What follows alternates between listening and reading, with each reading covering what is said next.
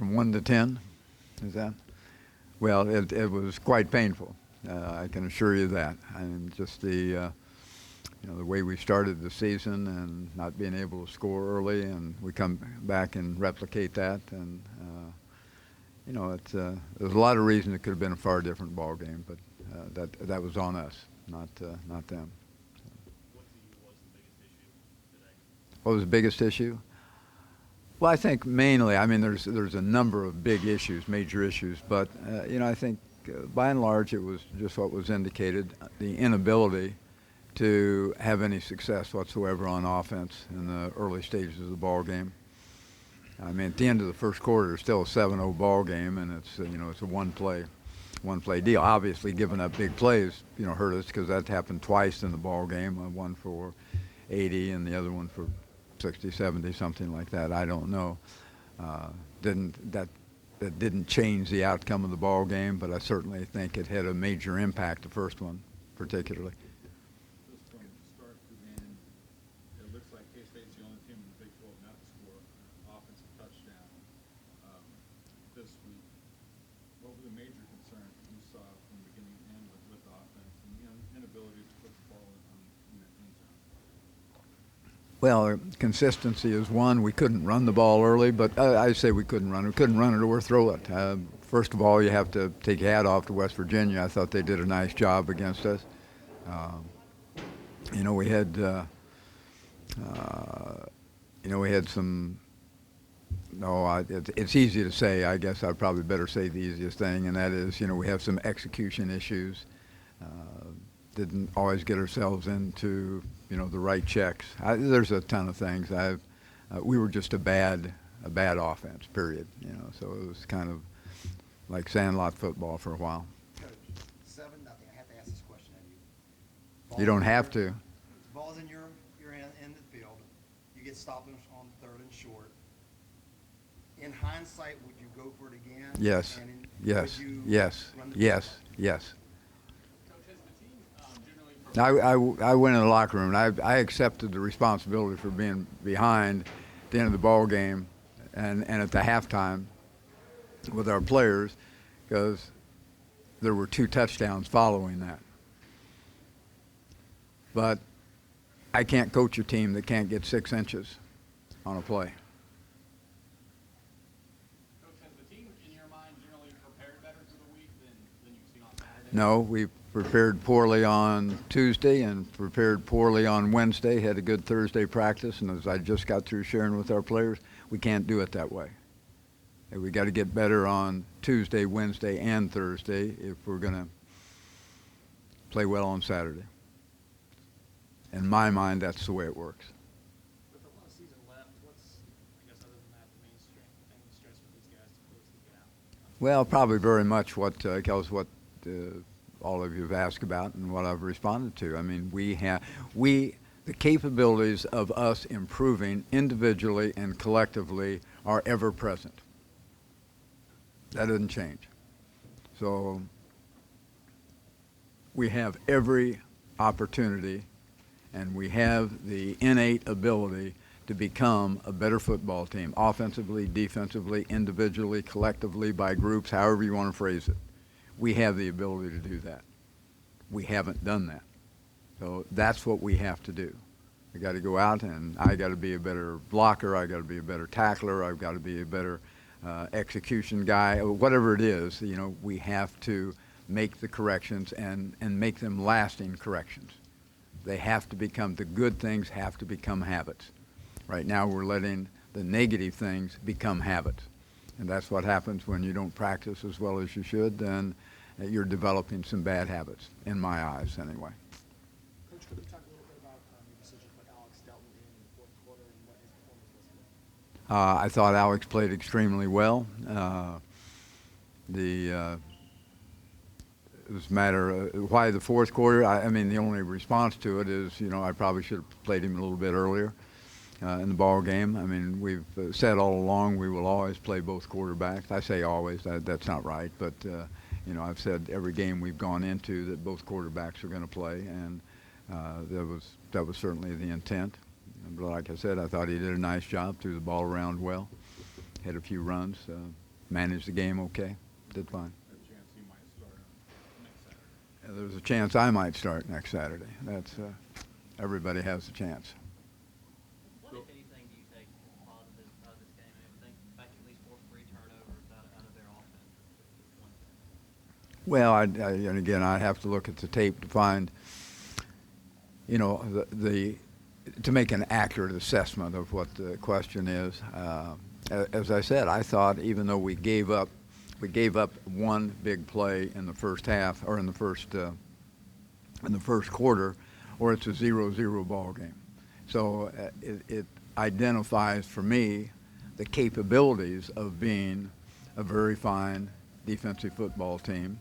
I believe we have the capabilities of being a fine offensive football team, but we haven't demonstrated that yet. But we have demonstrated it, and we did in the first half defensively, with the exception of, you know, a big play. Hey, Bill, I know it's a part of the game, but how concerning are the injury issues on defense right now? Well, we're thin. Always, anytime anybody gets hurt, you know, you just hate to see guys that will commit themselves and work hard and for an opportunity to do what they love to do, and then to get injured and not be able to do it. That's my major concern. And we've had, you know, quite a few, and we're thinned out. No excuse. I mean, if you get on the field, you got to play.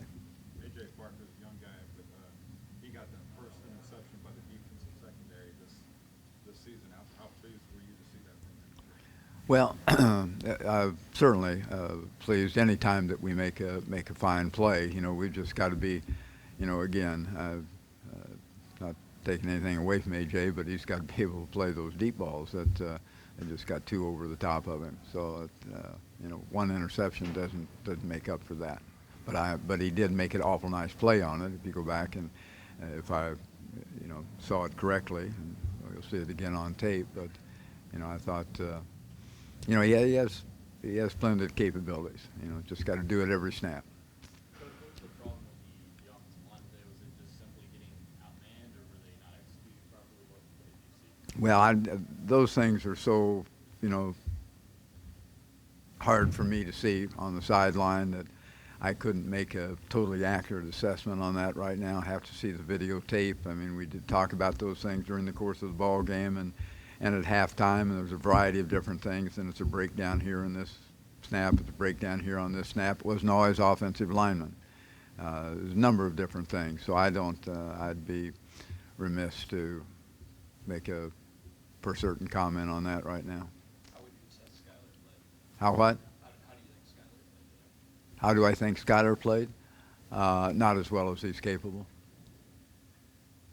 How difficult does it make defending an offense when they have as many quality receivers as what? Well, never an easy task, as you know, they indicated. And you go back and you know, and you look at the first half. I will say this: that you know, we did a much better job, I thought, with the exception again of one big play in the second half, defending the pass. I think, you know, they had, I don't know, whatever it was, 300 and. I could probably look here and see. They had 356 yards total pass offense for the ball game, and I think I don't know exactly, but I know at halftime they had almost that. They had 200 plus, 250 maybe. So we did play against the pass a little bit better, other than the big plays. Big plays what hurt us defensively. Coach Ling, the third quarter, you guys are down 35-3. You had 4th down at the 35 of West Virginia. What went into the decision point there?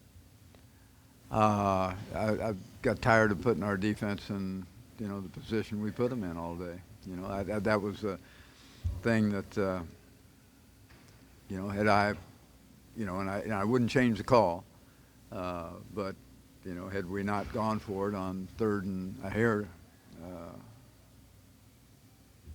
you know, maybe they don't get those other 2 touchdowns in the ball game. So, you know, that's hindsight and second guessing, but, you know, I'm going to coach a team with the belief that we can get that, you know, but when it gets a little bit longer than that, then, you know, just saving our defense the best we could. Coach, what did you think of Will Greer's performance today for West Virginia? I have always been a great admirer of Will. I think he's an extremely talented quarterback in many, many ways. I think, everybody looks at passing stats, but, I love the way he manages the game. They allow him to, call the offense, so to speak, and he does a marvelous job of that, gets them in and out of the right things. He's a very elusive young guy, and yet he's not, he's not a whole lot faster than anybody else. For that, our guys play against that kind of quickness every day with our quarterbacks, but he is so elusive. And I thought we did a better job today, and that's kind of maybe what kept the score down early in the ball game, was the fact that we didn't let him get out on the scrambles. He scrambles by making people miss him, and then he buys up time.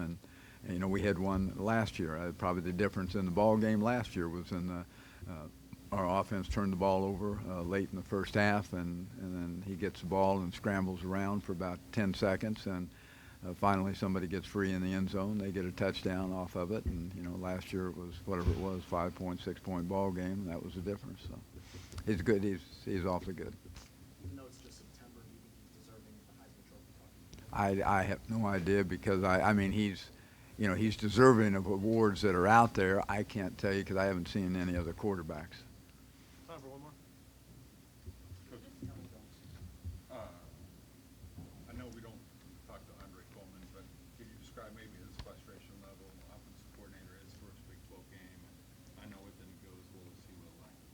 Well, I'm sure he is. We haven't talked, so I can't tell you, but I'm quite certain that he's. I know Andre, having played for us. I know he's a very competitive young guy, and he's competitive people don't like losing and don't like not having success, and so I'm sure he's upset by it.